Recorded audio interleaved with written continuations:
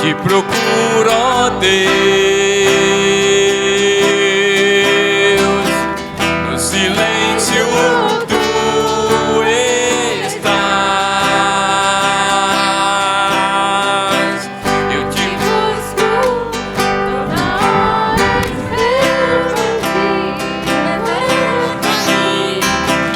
conhecer-te eu quero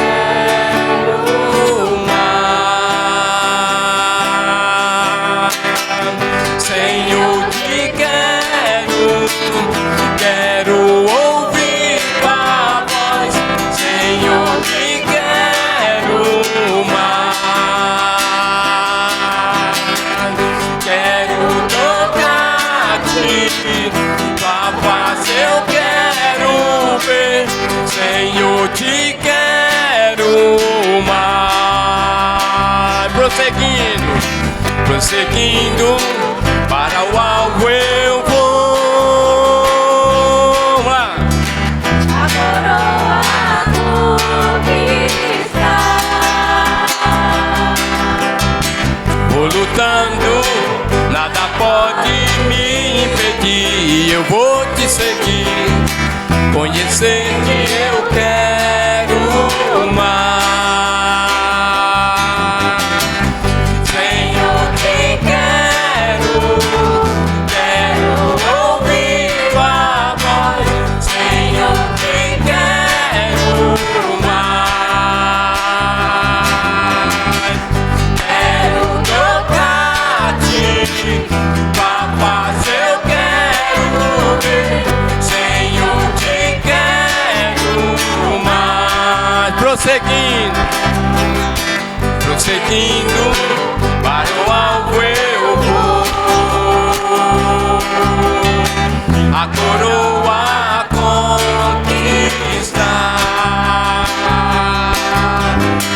Vou lutando, nada pode me impedir. Vou te seguir, conhecer-te eu quero mais. Senhor, te quero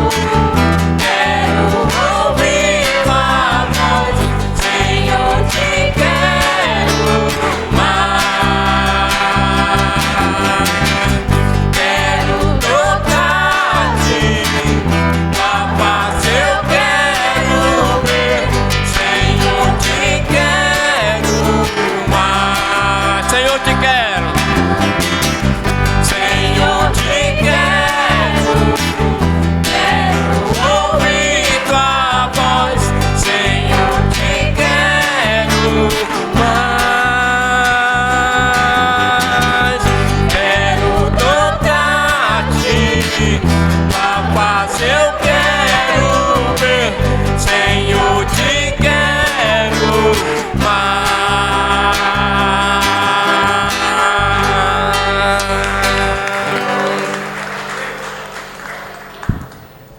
Continua adorando. Ó Deus, tu és o meu Deus. Procuro ansioso estar na tua presença. Todo meu ser deseja estar contigo. E a minha alma tem sede em ti. Como terra seca tenho sede em ti. Quero então ver teu poder em tua glória envolver o meu ser. Quero então ver teu poder em tua glória envolver o meu ser. O teu amor é melhor que a própria vida, por isso eu te louvarei. Enquanto aqui viver, falarei da tua bondade.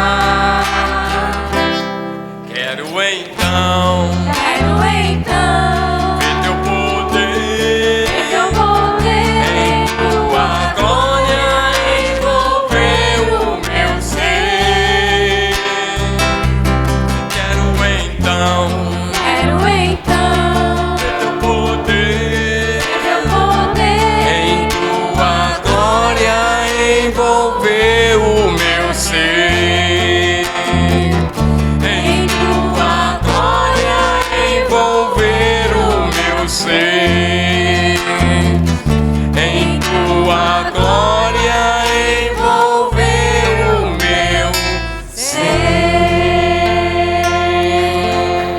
Vamos lá.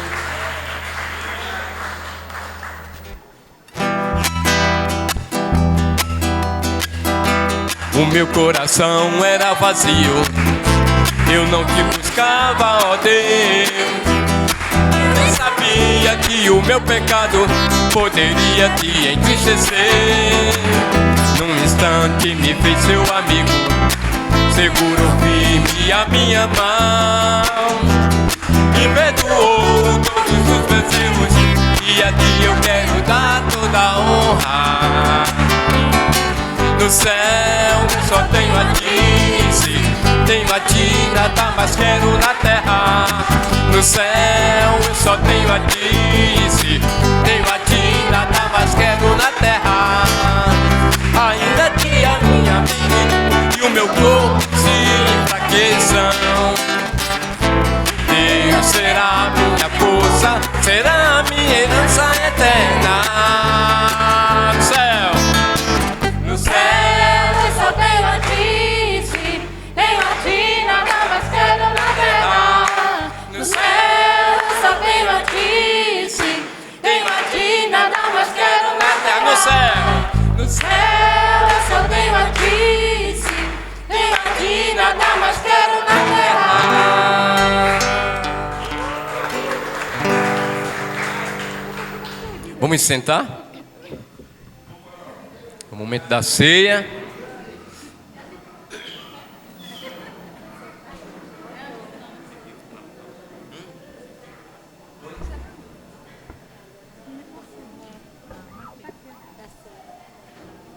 Vamos esperar um pouco, né? Para que a gente possa se acalmar.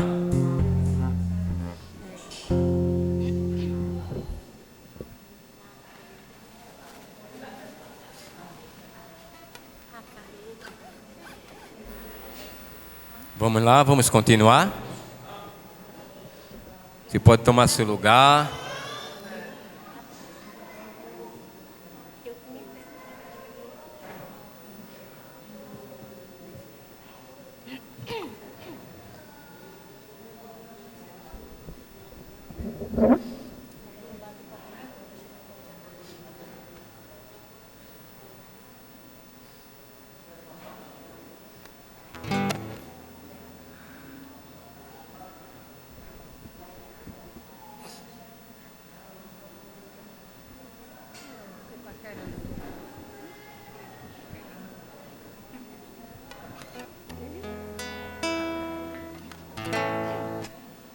Vamos continuar?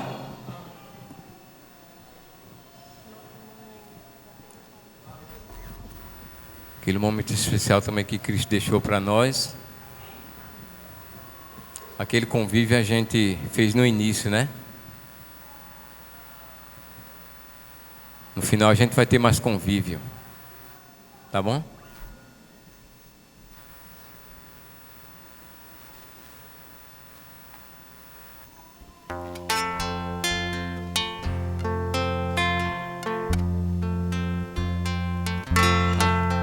A Deus demos glória com grande fervor, seu Filho bendito por nós todos deu. A graça concede a qualquer pecador, abrindo-lhe a porta de entrada no céu.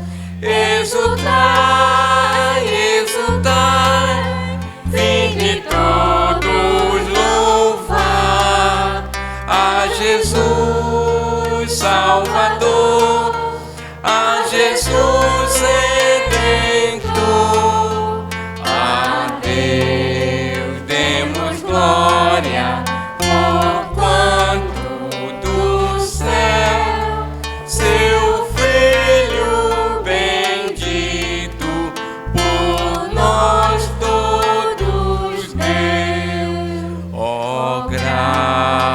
esperança real. Foi assim que Jesus, morrendo seu sangue por nós derramou. Herança nos céus com os santos em luz, comprou-nos Jesus, pois o preço pagou. Exultai, exultai, vinde todos louvar a Jesus Salvador, a Jesus Redentor. A Deus demos glória, porquanto do céu seu Filho bendito por nós todos deu. A crer nos convida tal prova de amor, nos merecimentos do Filho de Deus. E quem pois confia no seu Salvador vai vê-lo exaltado na glória dos céus. Exultai, exultai, vinde todos louvar a Jesus Salvador, a Jesus Redentor. A Deus demos glória, porquanto do céu seu Filho bendito por nós todos. Exultai, exultai, exultai, vinde todos louvar a Jesus Salvador, a Jesus Redentor. A Deus demos glória, porquanto do céu seu Filho bendito por nós todos deu.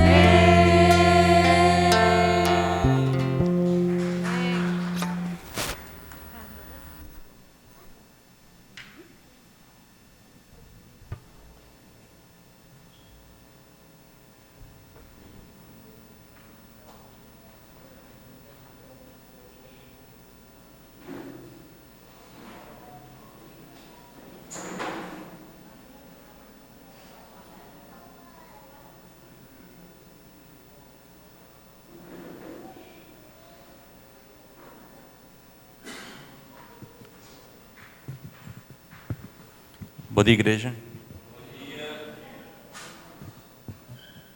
Esse é o momento da ceia. É o momento onde a gente para refletir na morte e ressurreição de Jesus. Queria que vocês abrissem a palavra de Deus em Romanos.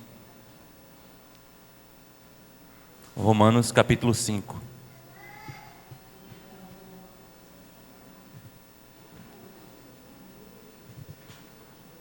A partir do verso 2.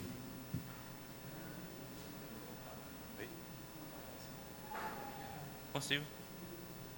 Diz assim: tendo sido, pois, justificados pela fé, temos paz com Deus, por nosso Senhor Jesus Cristo, por meio de quem obtivemos acesso pela fé a esta graça na qual agora estamos firmes e nos gloriamos na esperança da glória de Deus. Até aí. Essa escritura eu acho interessante ela porque ela fala que não é por nossos méritos, não é por nossos esforços, mas é pela fé em Jesus, no qual a gente tem acesso e tem a paz e tem a justificação diante de Deus. Cristo, ele se entregou por nós na cruz, e a gente vê o tamanho do amor de Deus por nós, né? O quanto Cristo sofreu para que a gente pudesse estar aqui hoje, na expectativa de, no fim, estarmos com Deus, diante de Deus, e viver a vida eterna com Deus, com o nosso Pai. E a gente tem o privilégio de chamar Deus de Pai, porque Cristo conquistou isso para nós. Amém?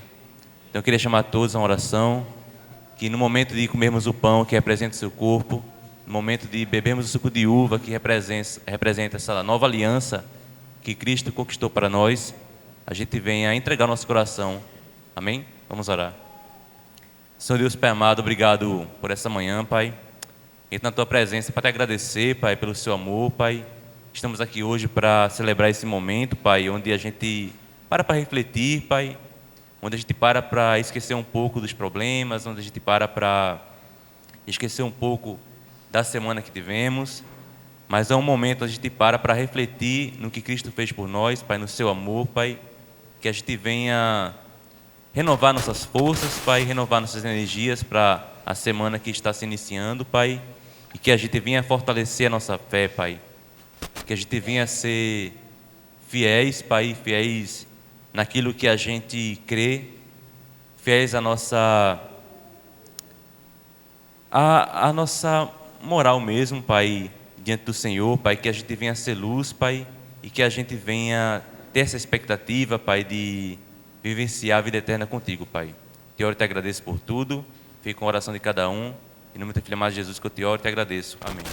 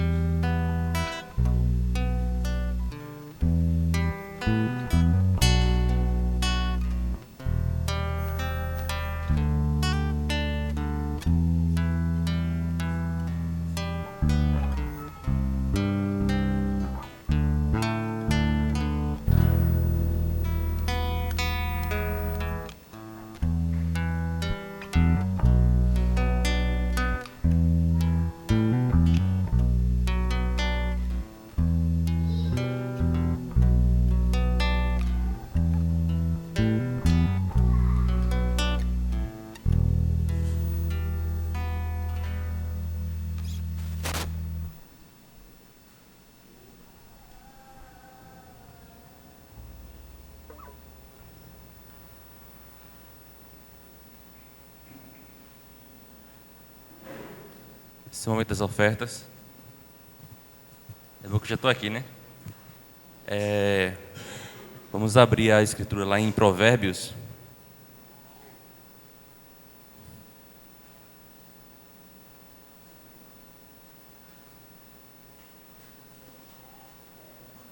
Provérbios 3, do 9 ao 10. Diz assim: honre o Senhor com todos os seus recursos e com os primeiros frutos de todas as suas plantações. Os seus celeiros ficarão plenamente cheios e os seus barris transbordarão de vinho. Essa escritura é muito interessante porque ela fala sobre honrar a Deus, né? Honrar a Deus com nossos recursos. E o que seria honrar? Seria presentear, né? Seria uma forma de gratidão a Deus por suprir todas as nossas necessidades, né? E ele fala também sobre, no verso 10, os seus celeiros ficarão plenamente cheios e os seus barris transbordarão de vinho. Então fala de fé, né? O momento de ofertar é o momento de termos fé em Deus, que Deus supre as nossas necessidades. E outra escritura que eu queria compartilhar com vocês está lá em 2 Coríntios 9, 7. É isso mesmo. 9, 7. É bem conhecida essa escritura. Cada um dê conforme determinou em seu coração, não com pesar ou por obrigação, pois Deus ama quem dá com alegria. Então, um ponto importante também das ofertas é que a gente deve ofertar com alegria, né? Com gratidão, alegres por participar desse momento. Você que é visitante, que deseja ofertar, sinta-se à vontade. Então, nesse momento, a gente para realmente honrar a Deus com nossos recursos. É um momento de fé, é um momento de gratidão a Deus. Então, eu queria chamar a todos a uma oração. Senhor Deus Pai amado, obrigado por esse momento, Pai. Obrigado por esse momento onde a gente para honrar o Senhor, Pai, com nossos recursos, Pai. De honrar o Senhor, Pai, porque somos mordomos, Pai. Nós somos administradores, Pai. E é nesse momento que a gente para realmente presentear, Pai. É um momento onde a gente parou para se preparar para esse momento. E que nesse momento a gente vem realmente com gratidão ofertar ao Senhor, Pai. Mas obrigado por sempre suprir nossas necessidades, Pai. Obrigado por sempre nunca deixar faltar, Pai, o pão de cada dia, Pai. E é essa oração que te faço, Pai, em nome do teu Filho amado Jesus. Amém.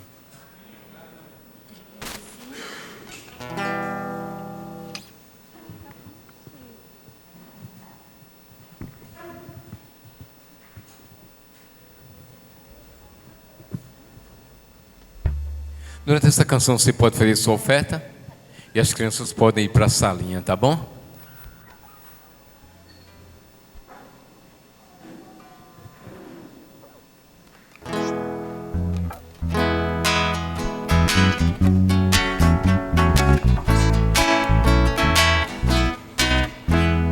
Que consolação tem meu coração, descansando no poder de Deus. Ele tem prazer em me proteger, descansando no poder de Deus. Descansando nos eternos braços do meu. Vamos nos pôr de pé?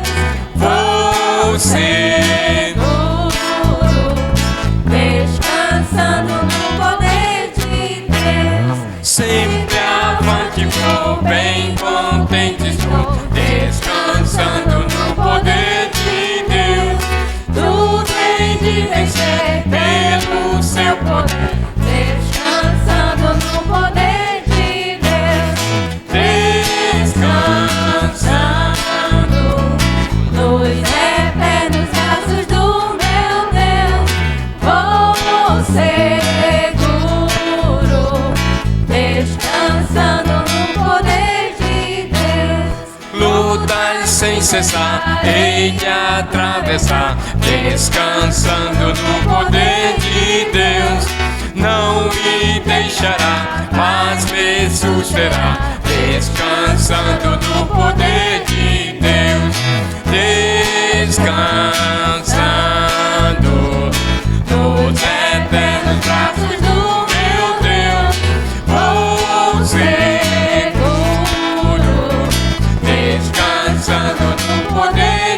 descansando, descansando nos eternos braços do meu Deus. Vou seguro, descansando no poder de Deus.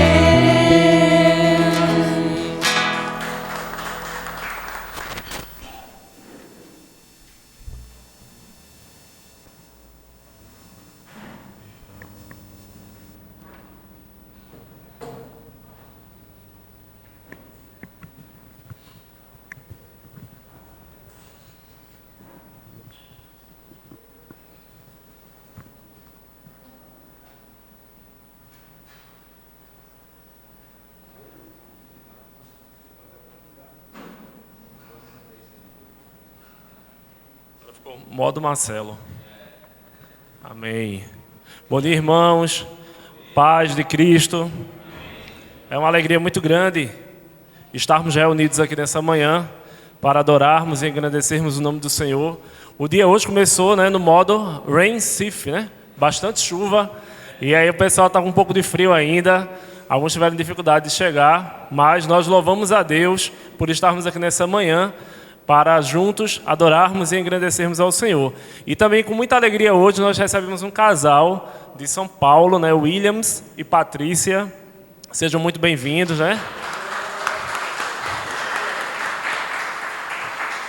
Que Deus os abençoe e congrega no setor leste, não é isso? Se reúnem lá no setor leste. Então sejam muito bem-vindos. Aproveitem esses dias aqui em Pernambuco. E Recife é uma cidade muito bonita, viu? E para nós pernambucanos é a melhor cidade do mundo, em linha reta. Vocês vão ver que o pernambucano tem uma certa mania de grandeza, então a gente gosta de tudo aqui. Tudo é o maior e o melhor do mundo. Então sejam muito bem-vindos e aproveitem esses dias aqui na cidade e na comunhão dos irmãos. Que Deus abençoe. Irmãos, nesta manhã nós vamos refletir um pouco sobre uma temática muito importante para nós discípulos, que é a respeito da sabedoria. Para tanto, eu convido os irmãos a abrirem suas escrituras em Eclesiastes,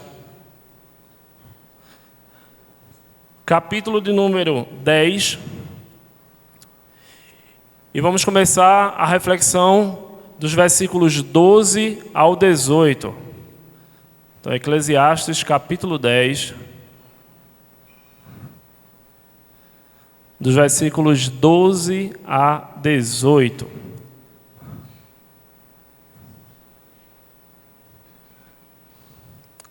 Que nos dizem o seguinte: as palavras do sábio lhe trazem benefícios, mas os lábios do insensato os destroem. No início, as suas palavras são mera tolice, mas no final são loucura perversa. Embora o tolo fale sem parar, ninguém sabe o que está para vir. Quem poderá dizer a outrem o que lhe acontecerá depois? O trabalho do tolo o deixa tão exausto que ele nem consegue achar o caminho de casa. Pobre da terra, cujo rei é jovem demais, e cujos líderes fazem banquetes logo de manhã. Feliz é a terra cujo rei é de origem nobre, e cujos líderes comem no devido tempo para recuperar as forças e não para embriagar-se. Por causa da preguiça, o telhado se enverga. Por causa das mãos indolentes, a casa tem goteiras. Convido os irmãos à oração. Santo Deus, maravilhoso Pai, Criador dos céus e da terra, nós te louvamos, Senhor, e te agradecemos por esta rica oportunidade que o Senhor nos tem concedido de estarmos aqui nesta manhã, para juntos, Senhor, aprendermos mais sobre Ti e a Sua Santa Palavra. Abençoe a vida de cada um dos irmãos que estão aqui presentes, que nesta manhã, Senhor, nós possamos aprender de Ti, através do Teu Espírito Santo, e que possamos alcançar cada vez mais sabedoria, conforme a Tua Palavra nos instrui. Tudo isso nós te pedimos e já te agradecemos, em nome de Jesus. Amém. Meus amados irmãos, muitas vezes a gente ouve falar sobre sabedoria e algumas pessoas confundem, sabedoria com conhecimento. Sabedoria com inteligência. Algumas pessoas utilizam esses termos como sinônimos. Porém, para nós, povo de Deus, a fonte da sabedoria é outra. A fonte da sabedoria é o Senhor. O livro de Eclesiastes foi escrito por Salomão por volta de 395 a.C., assim como também Provérbios e Cantares. Alguns autores dizem que esse livro é o livro da maturidade, quando Salomão já estava ali naquela sua fase plena de maturidade, e ele começa a refletir acerca da vida. E um dos temas mais comuns no livro de Eclesiastes é sobre a sabedoria. Se os irmãos folhearem suas Bíblias aí, vão perceber que no capítulo 1, ele fala sobre o sentido da vida, que a sabedoria não tem sentido, depois que os prazeres não têm sentido, no capítulo 2. Ainda no capítulo 2, ele fala sobre a sabedoria e a insensatez, e ali ele dá continuidade a respeito da sabedoria. No capítulo 7 também ele se dedica a debruçar-se sobre o conceito de sabedoria. E aí no capítulo 10, que é o capítulo que nós vamos analisar, ele faz um paralelo entre o sábio e o tolo, entre a sabedoria e a tolice. Quando nós olhamos para o mundo hoje, nunca se produziu tanto conhecimento como nos dias atuais. Os dados, as informações, os níveis acadêmicos aumentando, mas ao olhar para a sociedade atual, a gente percebe quanta falta de sabedoria há. Então parece uma coisa muito controversa. O conhecimento está sendo ali produzido, está evoluindo, mas a sabedoria, ela não é propagada. Não precisamos ir muito longe. Olhem as redes sociais. Não é verdade?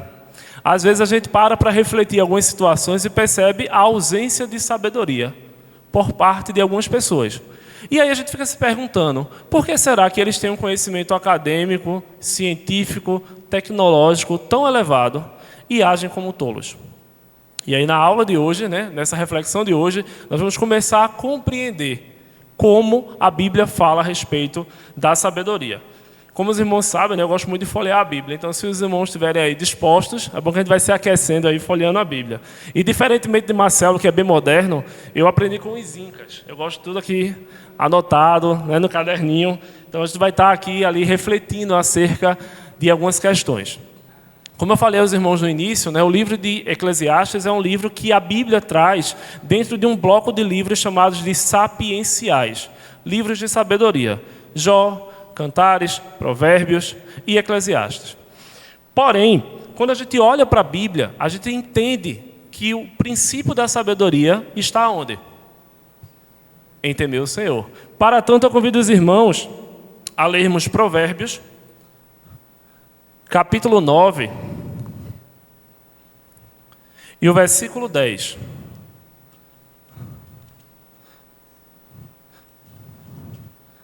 Provérbios capítulo 9, versículo 10, ele nos responde acerca do princípio da sabedoria.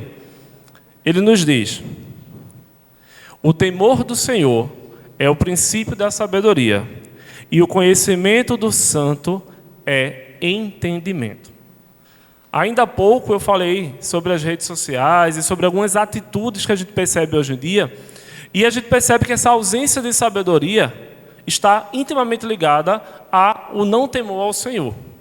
Nós que somos discípulos, nós que conhecemos a palavra de Deus, nós que fomos salvos, restaurados pelo Senhor e que tememos ao Senhor, temos a capacidade de obter essa sabedoria.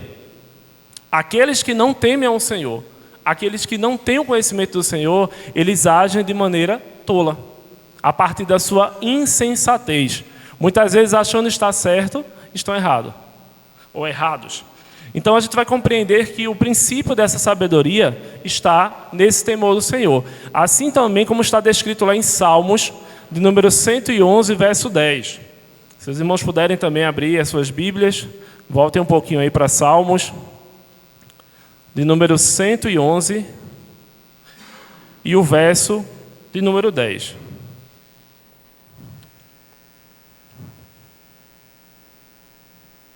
Que nos diz: o temor do Senhor é o princípio da sabedoria. Todos os que cumprem os seus preceitos revelam bom senso. Então, tanto Provérbios quanto Salmos nos diz que o princípio da sabedoria é temer ao Senhor. E a partir do momento que nós tememos ao Senhor, nós vamos ter sensatez. Alguns autores dizem que há uma diferença muito grande entre o conhecimento e a sabedoria. Porque o conhecimento é você adquirir informações, é você adquirir instruções. E o que seria sabedoria? Como exercer esse conhecimento de forma prática. É você utilizar o conhecimento existente, o conhecimento prévio, para ter uma vida de sensatez. E aí, para nós que somos cristãos, qual é esse conhecimento que nós temos que obter? O conhecimento do Senhor. Talvez as minhas decisões, as minhas escolhas, baseadas em conhecimentos que eu tenho secularmente, não vão me trazer uma vida de sensatez. Porque a sociedade ela vai na contramão do que a palavra de Deus explica muitas vezes. Vou trazer um exemplo bem claro. Ontem a gente teve um relacionamento, um tempo de família, né? Eu e minha esposa. E o que é que a sociedade atual prega? Olhe, se você não está bem dentro do relacionamento, você precisa seguir a sua vida. Siga o seu coração. Seja pleno, não é? A sociedade atual, ela instrui as pessoas acerca disso. Olhe, casamento é algo que, se você não está feliz, desculpe o termo, como dizem no mundo, né? A fila anda. A Bíblia não nos ensina acerca disso. Ela ensina acerca do perdão, da compaixão, da misericórdia. Há situações extremas, irmãos, a gente sabe disso, onde o casamento ele pode ser rompido e a Bíblia refuta isso, né? Ela traz ali uma série de situações que podem ser revertidas. Mas se nós olharmos para as pessoas do mundo, elas não têm sabedoria, elas não agem com sensatez, porque elas vão viver conforme o seu conhecimento. Algumas autoridades aí em famílias, né, falam coisas assim absurdas. Por quê? Porque elas não temem ao Senhor. E a partir do momento que a gente teme ao Senhor, a gente vai ter uma cosmovisão de vida diferente. A gente vai basear as nossas escolhas e decisões naquilo que a Bíblia relata, naquilo que a Bíblia, que a Escritura nos ensina. Então o primeiro ponto é esse, como está aqui, ó, descrito tanto em Provérbios como em Salmos, né? Que o temor do Senhor é o princípio da sabedoria e que esses princípios revelam um bom senso. E aí, como eu falei aos irmãos agora há pouco, muitas pessoas utilizam esses termos, sabedoria e conhecimento, como sinônimos. Eu quero chamar os irmãos também a lerem Tiago, né? Epístola de Tiago, capítulo 3, versículos 17 ao 18, para a gente entender um pouco mais sobre a origem dessa sabedoria. Então, Tiago 3, 17 e 18, que nos dizem: mas a sabedoria que vem do alto é antes de tudo pura, depois pacífica, amável, compreensiva, cheia de misericórdia e de bons frutos, imparcial e sincera. O fruto da justiça semeia-se em paz para os pacificadores. Como eu falei, a nossa sabedoria, ela não é terrena. Ela vem do alto. E aqui ele começa a elencar quais são as características dessa sabedoria que vem do alto. Ele diz, ó, que ela é antes de tudo o quê? Pura. As pessoas que se dizem sábias no mundo hoje em dia, muitas vezes tomam atitudes que são impuras. Eu estou baseado aqui na minha concepção de mundo, a minha visão é essa e eu vou fazer dessa forma, porque o meu coração me diz que eu devo fazer assim. E às vezes tomam atitudes que não são puras. E a Bíblia diz que a nossa sabedoria que vem do alto, né, Tiago escrevendo diz, ela é pura. Ela é o quê? Pacífica, amável, compreensiva, cheia de misericórdias e de bons frutos. Então ali a gente tem uma série de características que demonstram que a sabedoria cristã, baseada nas Escrituras, diverge muito do que as pessoas pregam como sabedoria aí no mundo. Muitas vezes você olha algumas pessoas que têm um grau, como eu falei, de instrução tão grande, mas as decisões delas são tolas. São decisões que demonstram que elas não têm temor, não têm pureza e não têm conhecimento de Deus. E muitas vezes a gente vai ver ali um contraste, não é? Entre o tolo e o sábio. E eu aqui elenquei pelo menos 5 características. O tolo despreza a sabedoria divina. Existem pessoas que dizem assim, quem manda na minha vida sou eu. Já ouviram falar? Pessoas falando assim? A vida é minha, quem manda na minha vida sou eu, quem toma as minhas decisões sou eu que tenho as rédeas nas minhas mãos. E quase sempre, irmãos, quem pensa dessa forma se prejudica. A ação do tolo é achar que a sabedoria divina ela não precisa ser exercida, porque ele tem as rédeas em suas mãos. E qual é a atitude do sábio diante disso? É buscar a sabedoria de Deus. Nós não somos conhecedores de tudo. Nós não sabemos tudo. Nós precisamos ter esse olhar de limitação, que nós somos pequenos e que nós precisamos da sabedoria do Senhor. Há muitas situações em nossas vidas que, se não for o Senhor nos instruindo, a gente toma atitudes precipitadas. Então, essa é a primeira diferença que eu elenquei entre o tolo e o sábio. O tolo toma a decisão baseada nos seus desejos.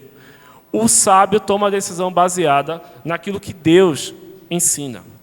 Segundo, o tolo age com rebeldia. É aquela pessoa que diz assim, quem manda na minha vida sou eu. Tem um cantor aqui bem popular em Recife, que diz assim, ele começa a elencar algumas coisas, E se a minha vida é errada, ninguém tem nada com isso, eu faço o que eu quero, eu faço...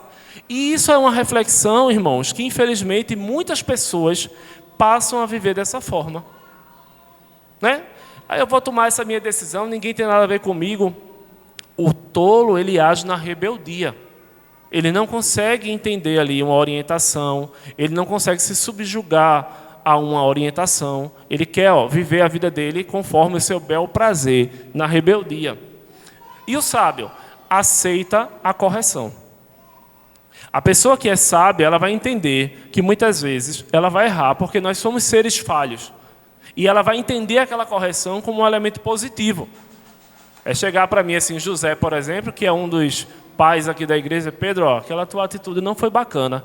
E eu ter a humildade de reconhecer, Zé, muito obrigado pela sua ajuda, porque você realmente me ajudou a entender que aquilo que eu fiz não é certo. Então, essa sabedoria aqui só é possível quando a gente aceita a correção. Aquela pessoa que se acha autossuficiente, que sabe de tudo, que nunca erra, que é irrefutável, ela precisa ter humildade. E aí eu entro no terceiro ponto. O tolo, ele não tem humildade e não aceita as orientações, as correções. É muito comum, irmãos, algumas pessoas que estão no convívio da igreja, que são nossos irmãos em Cristo, e tomam alguma atitude precipitada, e quando alguém chega para ele para falar, aquela pessoa se entristece ou se aborrece de tal forma que sai do convívio. Por quê? Porque ela não tinha um coração disposto a aceitar uma correção, a aceitar uma orientação. A palavra de Deus nos diz que o próprio Deus, que nos ama, ele age como um pai, e o pai corrige o filho que ama. Se eu estou numa comunidade de fé e eu não consigo entender ali uma correção ou receber aquilo como algo tranquilo e pacífico, eu não tenho um coração voltado a conviver naquela comunidade. Então o tolo, ele não aceita as orientações, ele não aceita a correção. E o sábio, ele reconhece as suas limitações.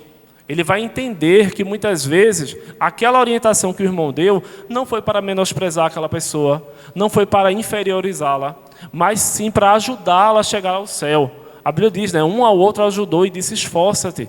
Então nós estamos aqui no convívio, irmãos, em comunidade, e nós vamos precisar muitas vezes orientar-nos uns aos outros. E a gente precisa ter um coração humilde, um coração de servo, para compreender que essa orientação muitas vezes vai nos ensinar e vai nos aproximar do Senhor.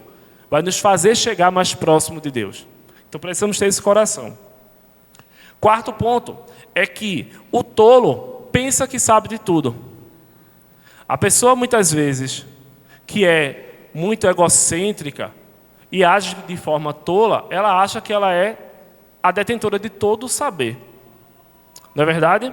Às vezes você trabalha em uma determinada empresa e tem um chefe lá que ele não tem a humildade de reconhecer que precisa mudar algo. Não, isso aqui eu já sei. Isso aqui eu conheço tudo aqui. Eu sei, toda essa parte aqui é comigo. E aí o tolo, muitas vezes, ele pensa que sabe de tudo, mas ele não sabe. É puramente arrogância. E isso também reflete-se na nossa convivência cristã. Muitas vezes eu disse a Zé, quando eu venho para cá, Marcelo, as pernas tremem mais do que bambu verde. Por quê? Porque eu preciso aprender com os meus irmãos. Eu preciso ter humildade, irmãos, de reconhecer a minha limitação. Eu não sei de tudo. Quando a gente tem um coração aberto para entender isso, a gente vai estar disposto a aprender, disposto a estar ali com o coração vulnerável a receber uma crítica ou uma orientação. O tolo não. Já o sábio, ele age com humildade. Ele vai entender que aquela decisão ali, aquela orientação é positiva. E por fim, irmãos, as escolhas do tolo levam à ruína. A pessoa que é tola, ela vai entender ao caminhar da vida dela que muitas das decisões que ela achava ser boas, positivas, levaram elas à ruína.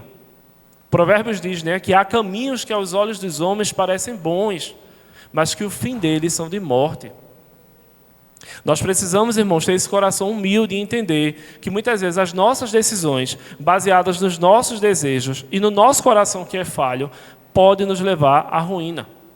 Então a gente percebe hoje muitas pessoas sofrendo na vida como uma consequência das suas escolhas.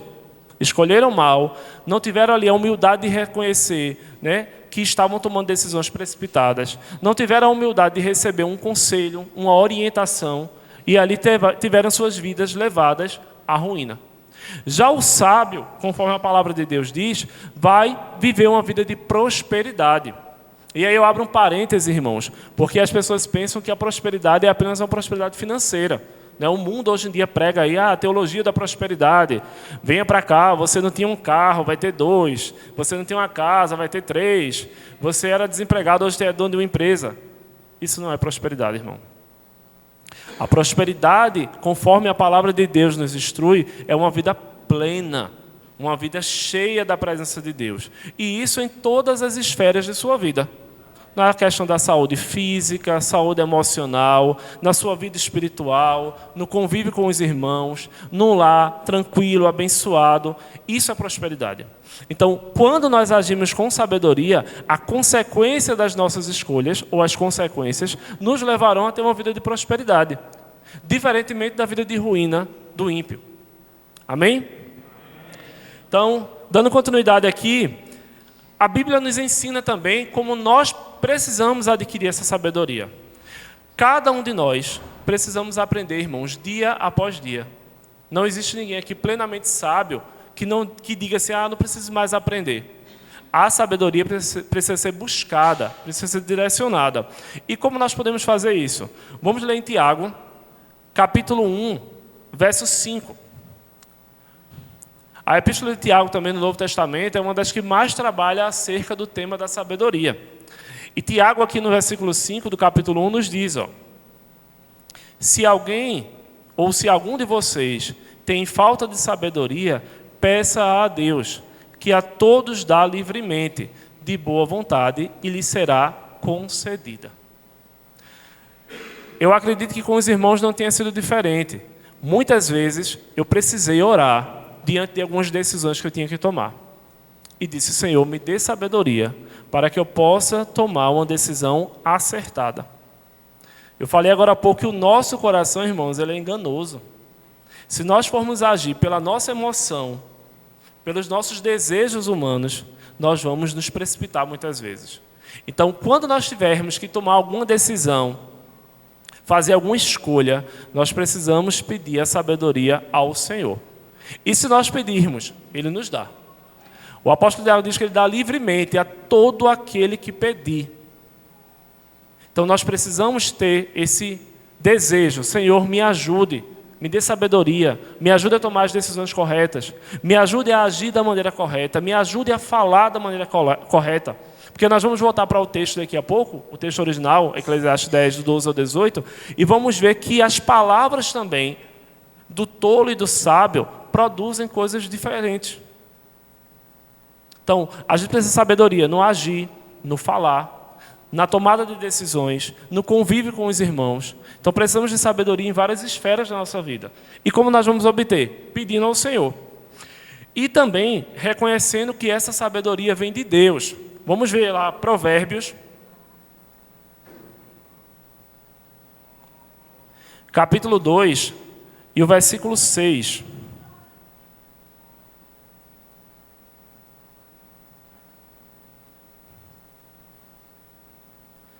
que nos diz: pois o Senhor é quem dá sabedoria. De sua boca procedem o conhecimento e o discernimento.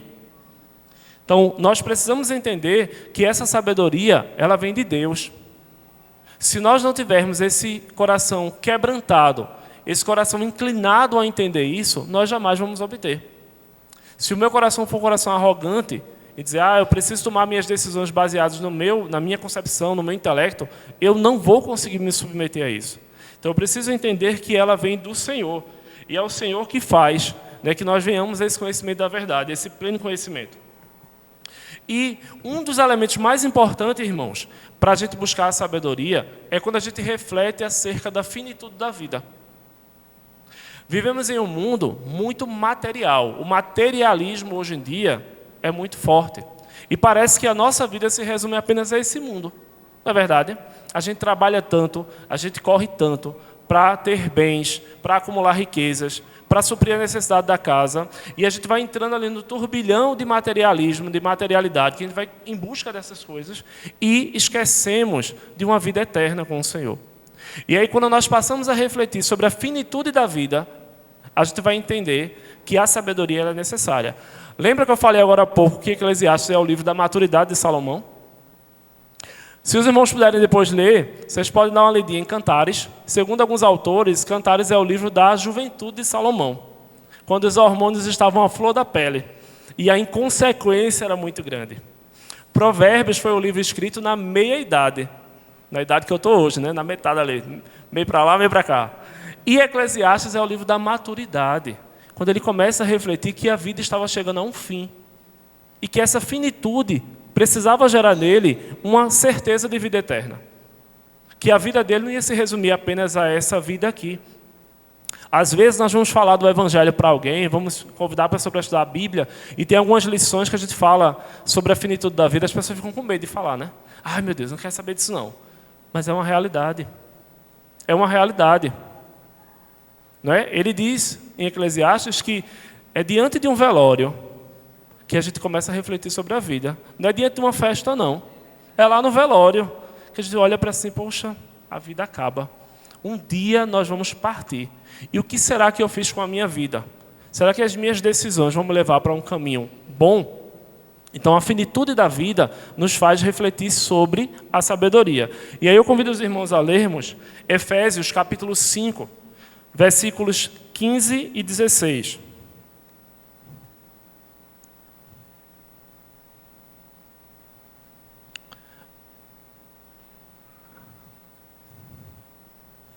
Efésios capítulo 5, versículos 15 e 16, que nos dizem: tenham cuidado com a maneira como vocês vivem, que não seja como insensatos, mas como sábios, aproveitando ao máximo cada oportunidade, porque os dias são maus.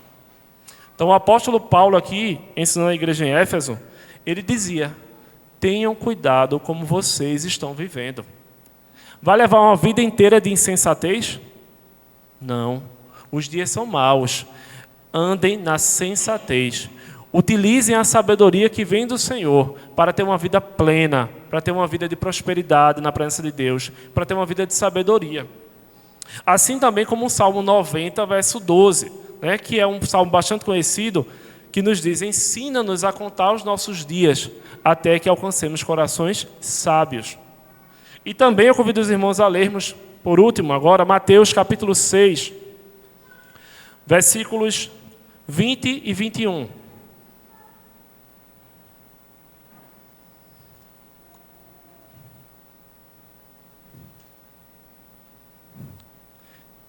Que é um texto bastante conhecido, que nos diz o seguinte: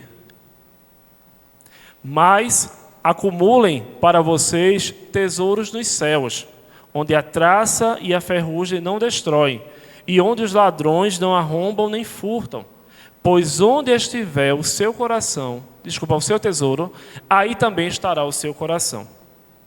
Então essa é uma orientação que a gente fala muito, não é? E a gente percebe que a nossa vida, ela está direcionada para aquilo que a gente tem de mais valioso. Será que o meu tesouro está nessa terra? Ou será que o meu tesouro está nos céus?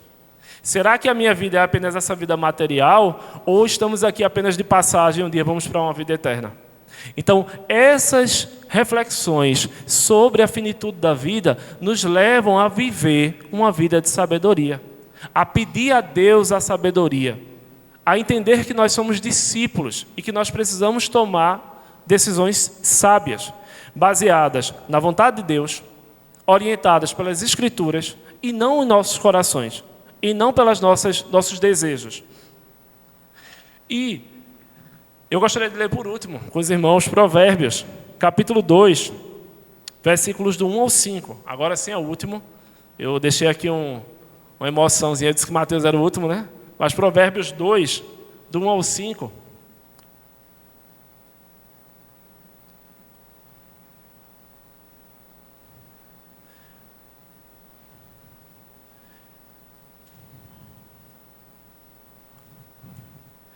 Que nos dizem: meu filho, se você aceitar as minhas palavras e guardar no coração os meus mandamentos, se der ouvido à sabedoria e inclinar o coração para o discernimento, se clamar por entendimento e por discernimento gritar bem alto, se procurar a sabedoria como se procura a prata, e buscá-la como quem busca um tesouro escondido, então você entenderá o que é temer o Senhor e achará o conhecimento de Deus. Então que possamos, irmãos, como discípulos do Senhor, como discípulos de Cristo, ter esse entendimento de que nós devemos buscar a sabedoria do Senhor, buscar a sabedoria do alto, para que nós possamos entender quais são os propósitos de Deus para a nossa vida. Que as nossas decisões sejam decisões sábias, que as nossas decisões sirvam para glorificar o nome de Deus, que as nossas decisões sejam para o engrandecimento do nome do Senhor, e que Deus nos abençoe. Oremos. Santo Deus, maravilhoso Pai, nós te louvamos, Senhor, e te agradecemos por esta rica oportunidade de estarmos aqui nesta manhã. E com o coração, Senhor, aberto, nós te pedimos para que o Senhor possa nos dar sabedoria, Senhor, entendimento, para que as nossas vidas sejam pautadas nas tuas decisões, nas tuas escolhas, no seu desejo para nós, Senhor. Que possamos ter uma vida plena, uma vida próspera, que possamos agir, Senhor, com sabedoria e não com tolice, com insensatez, mas que possamos glorificar o teu nome, Senhor, com as nossas escolhas, com as nossas atitudes e decisões, e que o teu nome seja engrandecido sempre. Em nome de Jesus, amém.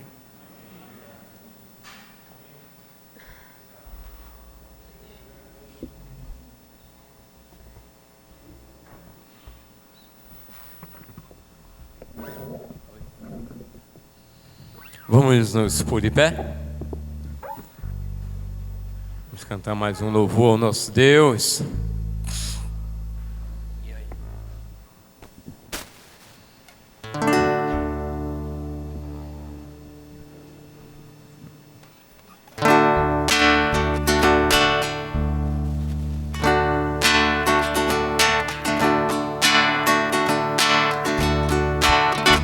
Nossas almas tão sedentas de esperança e de perdão, encontramos muita água, nos enchemos com visão, nos fui nos lábios um sorriso, e na boca uma canção que lavou nossa tristeza, nos enchemos de visão, e seja minhas orações, intenções pra você, o Espírito move de razões, lágrimas enche o rio.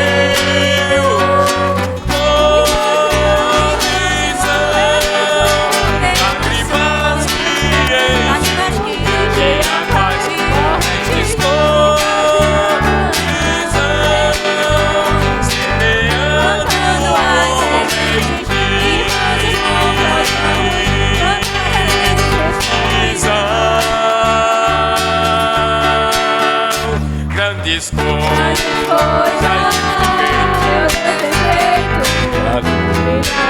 sem cada olhar, sim,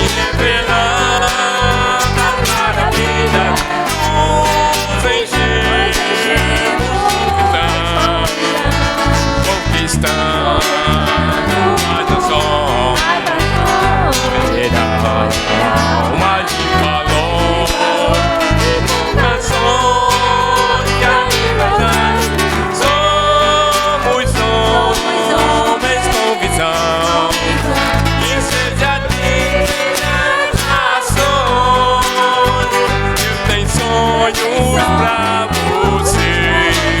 O Espírito move as gerações, lágrimas enche o rio, visão, lágrimas enche o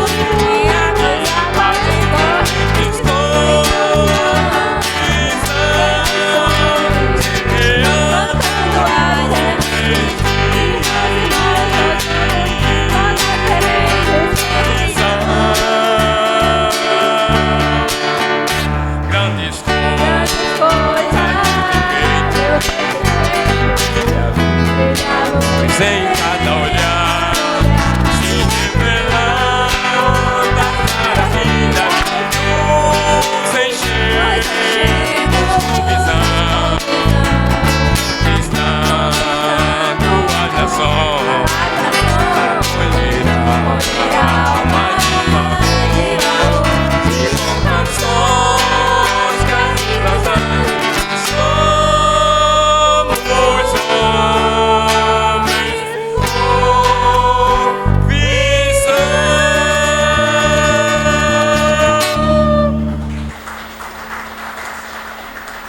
Nosso culto está encerrado, temos um ótimo convívio.